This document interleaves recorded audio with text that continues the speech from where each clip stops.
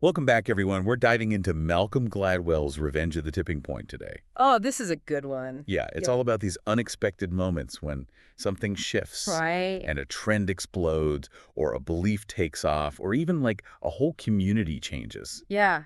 It's fascinating how these little things Yeah, can lead to these massive changes. totally. And Gladwell's trying to like dig into the how and the why Uh-huh. and make us understand like the mechanisms behind these social epidemics. It's like a chain reaction. It is a chain reaction. Yeah. And one of the things he really challenges us to think about is what he calls the overstory. Okay. And that's like the context, the cultural and social forces that are always at play. Like he says, it's like looking at a forest. Right. We often focus on the individual trees, but it's the overstory that shapes the whole ecosystem. Yeah, and to illustrate this, he tells some really interesting stories. Okay. One that really grabbed me was about the bank robbery epidemic in L.A. Oh, yeah. in the early 90s. So you had these crews like Casper and C-Dog Yeah. who were doing these crazy bank takeovers. Yeah. It was like a trend. It was, and it seemed unstoppable. It's contagious almost. It was. Yeah. But what Gladwell points out is it wasn't just about individual criminals. Right. It was this trend fueled by what was happening in L.A. at the time. The overstory. The overstory. Los Angeles. Right. So you had like gang violence. Yeah. You had economic struggles. Yeah. You had a real sense of disillusionment in certain communities. Yeah. And that created the breeding ground for this kind of crime to spread. Totally. And he contrasts that with Willie Sutton, who was this famous bank robber Right. in New York City Uh-huh. decades earlier. Hmm. And Sutton was famous for his heists, but he didn't spark this epidemic. Interesting. Right. So why was LA different? Yeah, were New Yorkers just like tougher or something? Well, it's not about toughness. It's about the overstory. Okay. New York City had a different social fabric, a different way that the criminal justice system worked. Even the public perception of law enforcement was different. So they were kind of immune to this epidemic. Yeah, what's contagious in one place might fizzle out in another, even when it comes to crime. That's a really good point.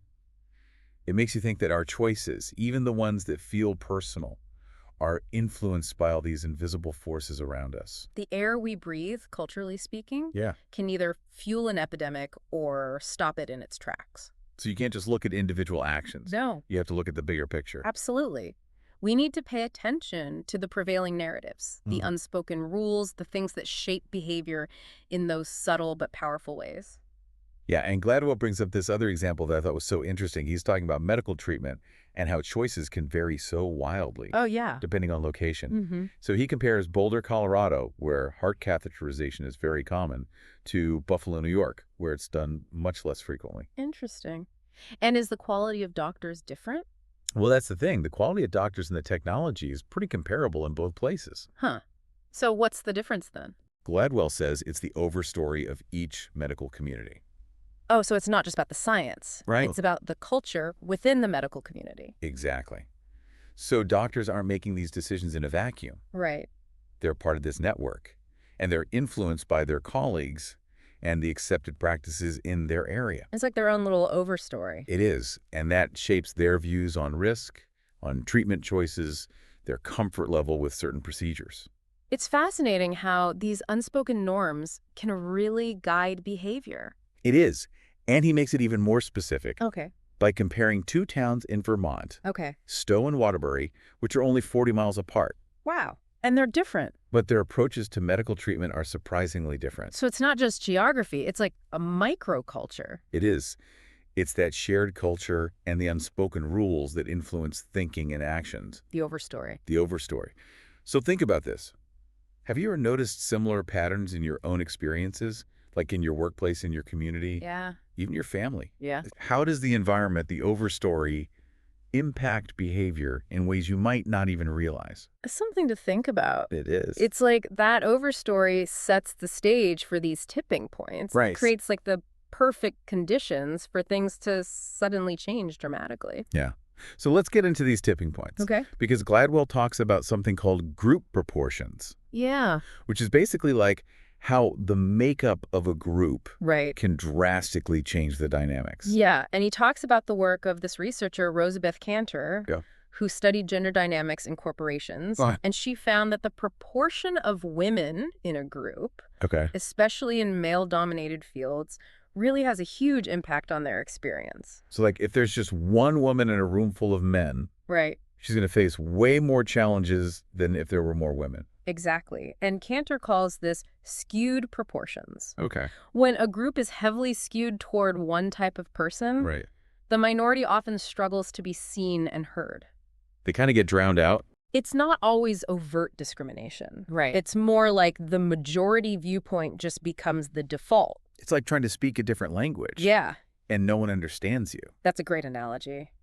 And Cantor's research shows that there's a point where this dynamic shifts. Oh, really? And she calls this the magic third. The magic third. Okay. Yeah. I like where this is going. What's so magical about it? When the minority group reaches about 1/3 of the total group, their influence increases dramatically. Interesting. They're no longer seen as outliers. Right. They're seen as a force to be reckoned with. So it's like going from a solo voice to a whole chorus. Exactly. Does Gladwell give any, like, real-world examples of this magic third? He does. He talks about corporate boards and even classroom composition. Oh, interesting. When you hit that magic third proportion, Yeah. you see more diverse viewpoints being considered, Uh-huh. more creative ideas, and better outcomes for everyone. That makes sense. The more perspectives you have at the table, the better the decisions you're going to make. Exactly. And Gladwell takes us to a community that was actually designed with this concept in mind. Oh, wow. Really? It's called the Lawrence Tract. Okay. It's an intentional community in Palo Alto, California. An intentional community. So they, like, planned this out from the start. Yeah, they were really committed to integration, Okay. and they wanted different races to live together harmoniously. Well, So they established this rule to split the housing lots equally right. between white, black, and Asian residents. So that no one group would ever be more than a third. Exactly. Wow, that's fascinating. Yeah. So did it work? Did they create this, like, perfect integrated utopia? Well, it's a great social experiment, Yeah. but it also highlights how tricky social engineering can be. Okay, how so? Well, as the community grew, they faced this dilemma Oh. that really put this magic third idea to the test. What happened? A black family wanted to buy a lot for a relative, Okay. but that sale would have pushed the proportion of African-American residents past the magic third. Oh, so they were stuck. The community was torn Yeah. between supporting their fellow residents and potentially upsetting the balance they worked so hard to create. Right, because on the one hand, you want representation and inclusion, Mm-hmm. but on the other hand, you don't want to create quotas or limit individual choice. It's tough. There are no easy answers. Right. But the important thing is we're having these conversations. Yeah. We're recognizing the power of group proportions Uh-huh. and grappling with these ethical questions. It's making me think about all the groups that I'm part of. Like, Yeah. what are the proportions in my workplace, That's right. in my community? In your friend groups. Yeah, how does that impact the way we interact and the decisions we make? It's a question we should all ask ourselves. It is, because these proportions, these seemingly small numbers, Yeah, can have a huge ripple effect on everything. absolutely. From creativity and innovation to problem solving and even social change. Yeah, it's pretty powerful stuff. So we've covered the overstory. Hmm. We've talked about group proportions. Right. Where do we go from here? Well, Gladwell has one more concept to explore, and it's a bit unsettling, to be honest. Uh-oh. I don't like the sound of that. What is it? It's the concept of superspreaders. Superspreaders. Okay, that sounds ominous. Tell me more. Superspreaders. Mm. Huh? Okay, yeah. So we've got the overstory, like setting the scene, Right.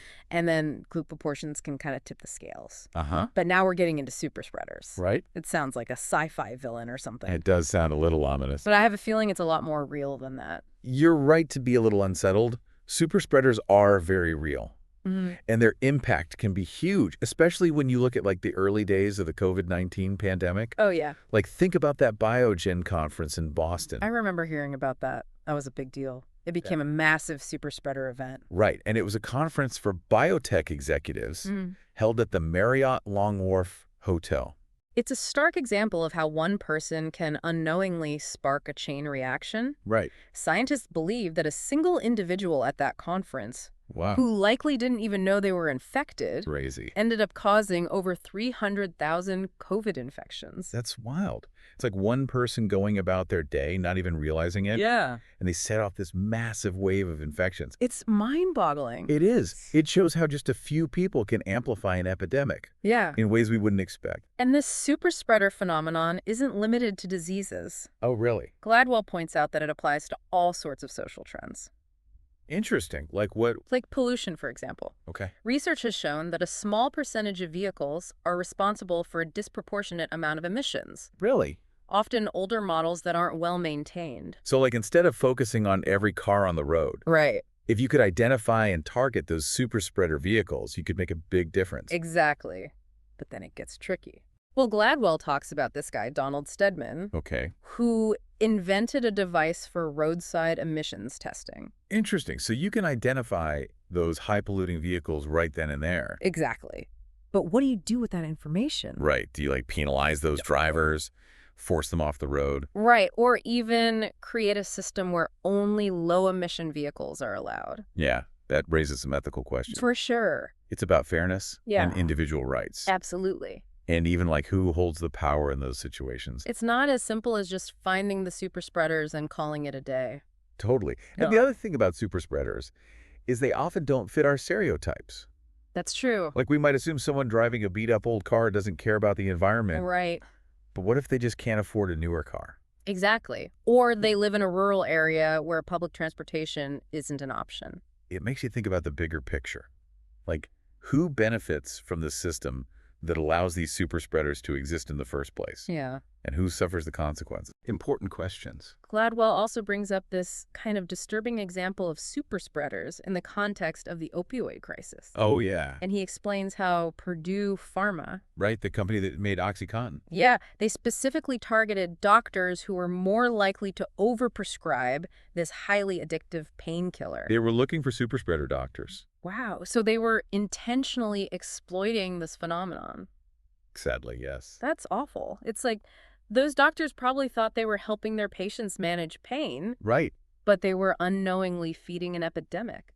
It's a chilling example of how a company driven by greed can take advantage of a situation like this. And those doctors, while well-intentioned, became key players in fueling this crisis. It's a really sad story. It is, and it all ties back to what we've been talking about. Right. The overstory group proportions and these super spreaders. They all work together They do. to create these ripple effects with sometimes huge consequences. It's like this perfect storm for unexpected outcomes. Yeah, you have the overstory creating the conditions. Then the group proportions reach a tipping point. Right. And finally, the super spreaders are like accelerants, rapidly spreading whatever it is, a trend, an idea, or even a harmful addiction.